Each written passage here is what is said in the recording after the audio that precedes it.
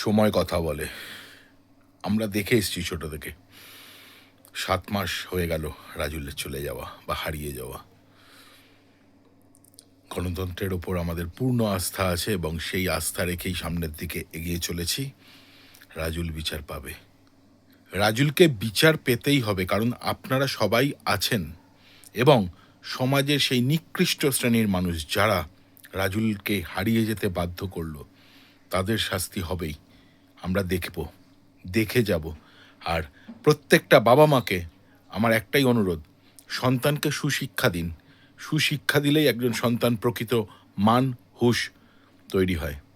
কিছু কিছু শিক্ষক শিক্ষিকা আপনারাও ছাত্রছাত্রীদের ভালো শিক্ষা দিন, যাতে ভবিষ্যতে আর কোনো রাজুলকে এভাবে বাবা মায়ের বুক খালি করে চলে যেতে না হয়।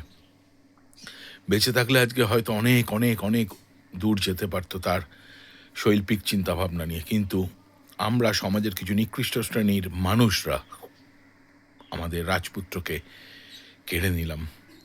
বিশ্বাসকে বিশ্বাস করে সময়কে সময় দিয়েছি।